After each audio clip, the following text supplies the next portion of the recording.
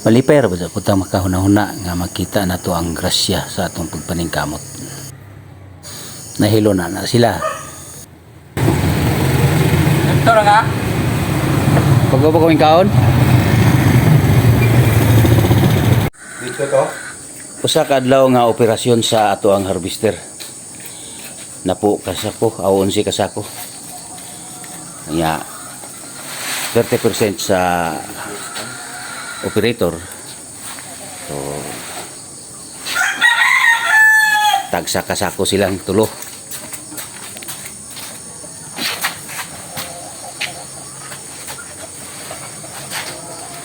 Usa ka adlaw.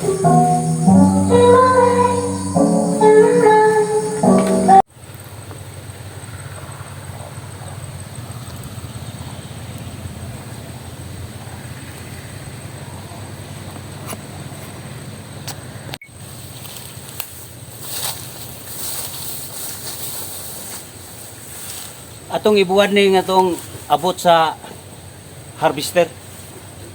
Pero makatilaw tag bag-o nga humay.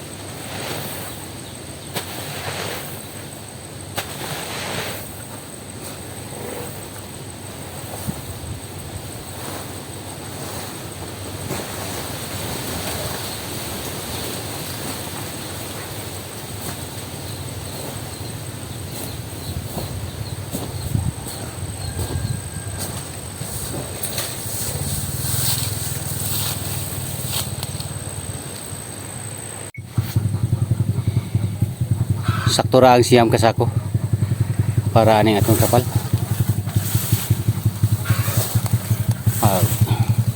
Di po tatlong awahin ng ato ang humay karon kay nahinog naman. Kadong na po ni gamit ang ato ang harvester. Di po kadyo minus ang atong humay, pero sagbot lang. Di na maapas ni kago ko yung hinlo. Nagkasagol-sagol na ning variety ning akong humay kay wa kaigo ang akong tulo ka bag nga hybrid. Sige ko pangadyo og mga sobrang dagot sa atong mga kaigsunan. Kini hybrid ni. Kini mo pinangadyo.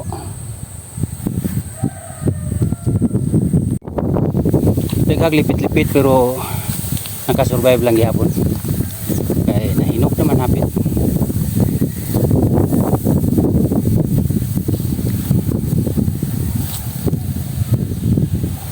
Maayo na na pohon makatilaw tao bago nga humay.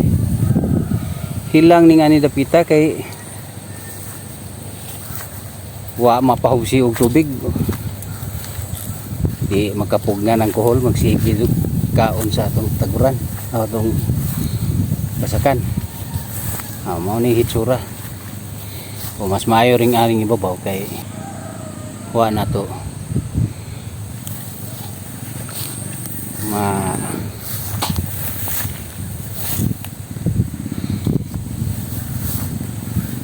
pabayaan sa pagpahubas o gamay sa tubig. Ni atong resulta.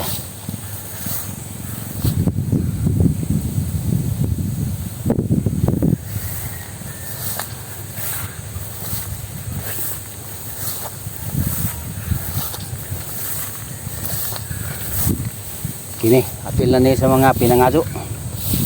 Dako kadyo og kang agahong basakan ug wa pa ni para sa taon sila maluoy ug hatag na sa ilang mga supra. Salamat kay GC Tyrus ug ni Sangay Junior Calipis kay atang gipa gamit sa sobra nila nga tagod. Sudlunon ang among gianihan karon adlaw.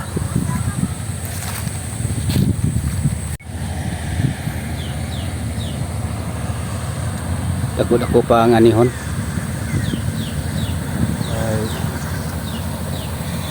Sudlunon na ning dapit sa ka nung andiki agukoy.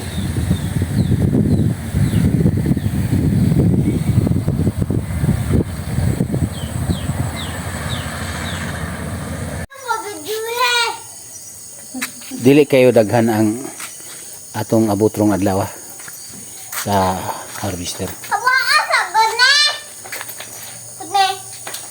Wow!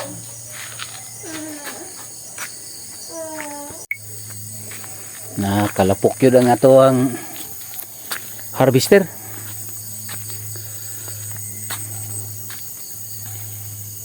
Gikan sa Kansagi Norte. Mubalhin na punta sa Kansagi Sur. Ugma pohon. Okay. Daghan na ba pong nalipay nga niana ning ato ang harvester sa Kansagi Sur, San Isidro Bohol.